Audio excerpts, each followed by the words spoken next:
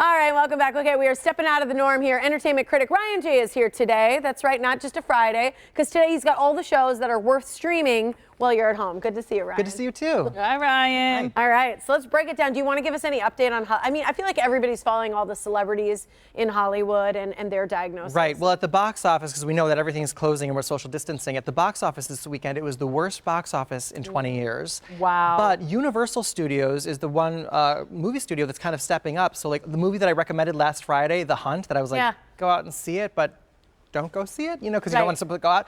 It's this Friday is being made available to stream at home for $19.99. You can stream it for 48 hours. You can basically rent it. All their movies. So The Invisible Man, The Hunt, Trolls World Tour, which is opening on April 10th. Instead of pushing back that date back, it's now going to be made available for in-home viewing and streaming for $19.99 for 48 hours. So how do people find it if they're not familiar with streaming? It's probably, I'm assuming, I don't know for sure, but I'm assuming like on iTunes or some other, some other, you know, you can probably rent it on like iTunes or something. Rental service. Very cool. So people can find some of the newer ones. Yeah, so it's exciting that's because otherwise we're not going to get new movies. All the major releases have been postponed through March and April and for the foreseeable future. I'm sure, and filming as well, you know.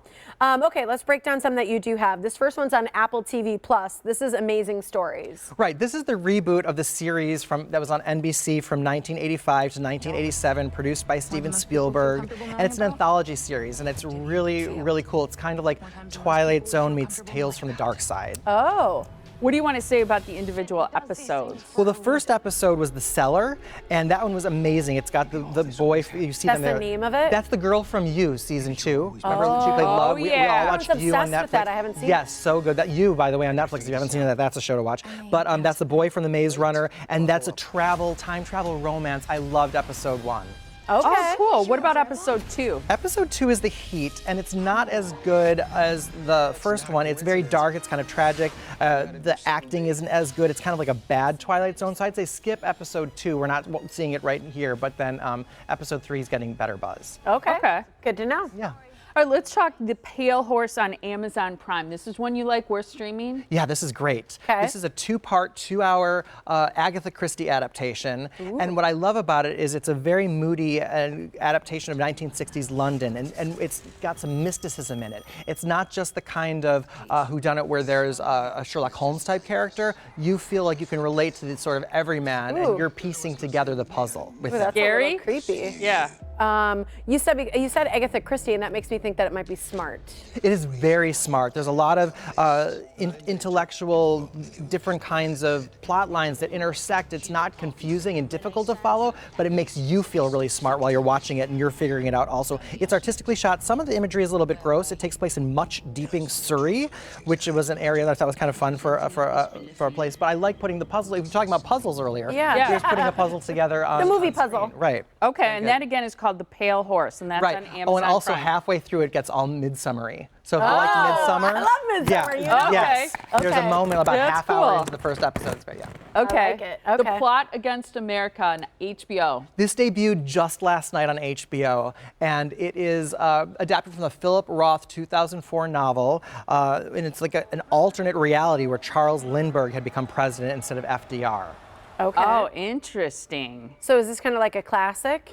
It is. It's like a classic HBO show. You know what I mean? Like it's kind of like how The Sopranos was, but this is, instead of an Italian family, it's a Jewish family and set in 1940. Okay. Is there acting in this that you're really fond of? I love, before there was Nicole Kidman in my eyes, it was Winona Ryder. But then, after her whole shoplifting incident, but people don't get comebacks anymore. Winona has had a comeback, what with Stranger Things and everything else. Like she's like an actor's comeback story. I love her in this. It'll be interesting to see if she gets a Best Actress nomination out of this. All right. What if somebody just wants to purchase a Blu-ray? There's a couple new ones. Yeah, new today on Blu-ray, as a matter of fact, is Richard Jewell, which is fantastic. It's based on the 1996 bombing in Atlanta. He was falsely accused of being a terrorist. This is like a biopic. It's directed by Clint Eastwood. Really good. Available to stream, but also available today for at home on Blu-ray. Well, and my friend said he believed Richard Jewell did it until seeing this. Like, really? There wasn't a lot made out of what happened in the aftermath. Yeah, he was falsely accused, and it was horrible, but his whole life was ruined,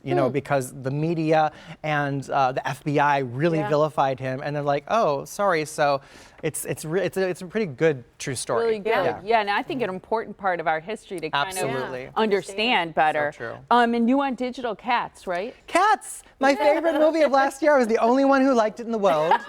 But it's coming out on Blu-ray next month, but it's available today to stream. So you can go to iTunes. Creepy. It's not creepy, it's fabulous.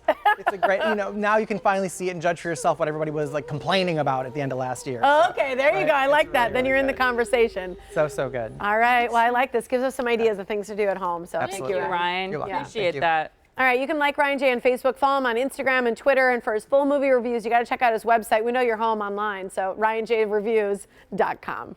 Thank you so much. Thank you too. Bye. Appreciate it. I was going to say have a good weekend. Yeah, Yeah, right, But it's exactly. not Friday. I'll be back I don't on even know what Friday. day it Yes, I'll be back on Friday. Thank you so You're much. welcome.